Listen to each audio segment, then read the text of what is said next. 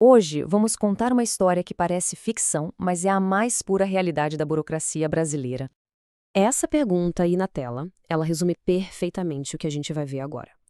É a história de uma senhora de 86 anos e seu carro, um Toyota Corolla, que ficaram literalmente presos num labirinto burocrático. Pois é, a história começa aqui. A gente está falando da dona Ótima Mendes Galvão. O problema dela, a princípio, era super simples, só liberar o carro que tinha sido apreendido. Sabe, algo que deveria ser rotineiro, né? Só que não. Virou uma verdadeira odisseia. Então vamos aos fatos. Dia 20 de setembro de 2025, o carro, um Corolla 99, é apreendido lá em Presidente Epitácio. O motivo? Licenciamento vencido. Quem estava dirigindo era o filho dela, que também já é um senhor de idade. Uma coisa super comum que acontece e que deveria ter uma solução assim bem rápida. E aqui, olha só, é o ponto central de tudo. A dona Ótima fez a parte dela, e fez rápido. Em apenas 6 dias, lá pelo dia 26 de setembro, tudo, multas, taxas, reboque, estava pago. Quitadinho. Era para a história ter acabado ali, certo? Mas foi só o começo do problema. Bom, com tudo pago, o carro deveria ter sido liberado. Simples assim. Mas em vez disso, o que a gente vê é o início de um pesadelo de 60 dias. É como se ela tivesse caído numa areia movediça digital. Vamos dar uma olhada nessa linha do tempo para entender melhor?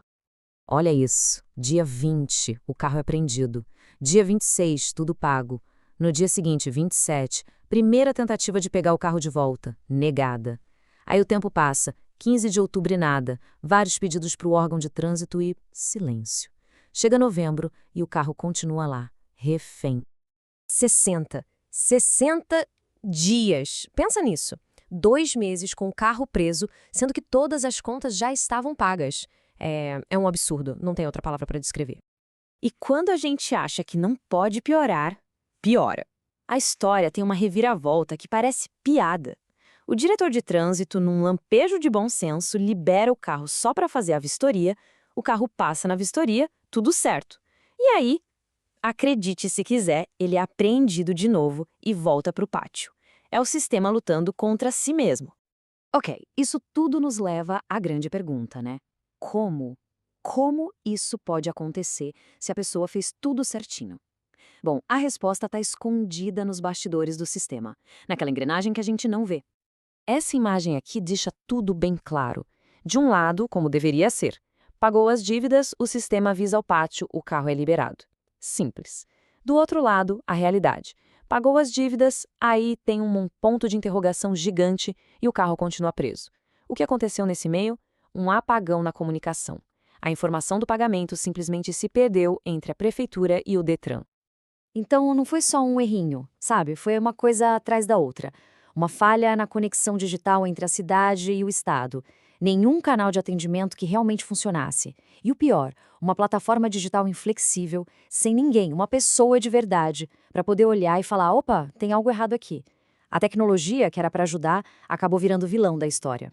E essa frase, tirada do processo, é cirúrgica. Não havia humanos, apenas robôs. Os humanos que ainda operavam estavam desatualizados. Isso diz tudo. Um sistema que esqueceu como lidar com gente de verdade, com problemas reais. E a coisa vai além de um simples aborrecimento, viu? O negócio virou um problema legal sério, porque essa falha do Estado acaba violando direitos básicos. Vamos ver quais são? Tá aí, bem claro. Artigo 5º da nossa Constituição. É garantido o direito de propriedade. Quando o Estado segura um bem seu, como um carro, sem justificativa, ainda mais depois de já estar tudo pago, ele está passando por cima desse direito fundamental. E tem mais, essa tal de súmula 323 do STF. O que ela diz em bom português? Que o governo não pode tomar suas coisas para te forçar a pagar o imposto. É como se fosse uma chantagem, e isso é proibido. E no caso da dona Tima, é ainda pior, porque a dívida nem existia mais. E não é um caso isolado. Se a gente olhar as decisões dos tribunais, o padrão é muito claro. Manter um carro preso depois do pagamento? Ilegal. Usar apreensão para forçar pagamento? Inconstitucional. E o cidadão ser penalizado por erro do governo? Jamais. A justiça, de forma geral, costuma ficar do lado da pessoa nesses casos.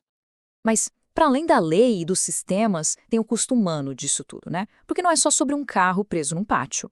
É sobre o impacto que isso tem na vida de uma pessoa. E nesse caso, de uma pessoa vulnerável. A gente está falando de uma senhora de 86 anos. Pelo Estatuto do Idoso, ela deveria ter prioridade, proteção. E o que aconteceu foi exatamente o contrário. O sistema não só falhou com uma cidadã, mas falhou feio com alguém que a lei manda proteger de forma especial. E o impacto real no dia a dia? É imenso. Tem o prejuízo financeiro, claro, com taxas e custos.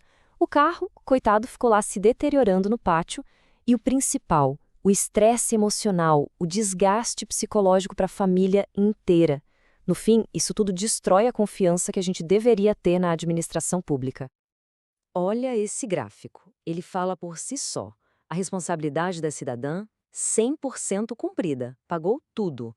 A resposta do sistema, zero. Nenhuma. É um desequilíbrio total. E aí a gente chega numa questão bem espinhosa que o Tavo levanta. Será que esses sistemas são ineficientes por acidente? Ou será que eles são projetados assim para dificultar mesmo? Para, no fim das contas, gerar mais receita em vez de fato servir as pessoas? A gente termina com essa pergunta no ar. Quando um sistema que deveria servir acaba aprisionando alguém, de quem é a culpa?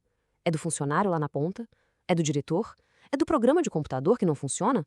Ou o buraco é mais embaixo? Talvez seja uma falha geral que faz a máquina pública esquecer a razão principal de sua existência: as pessoas.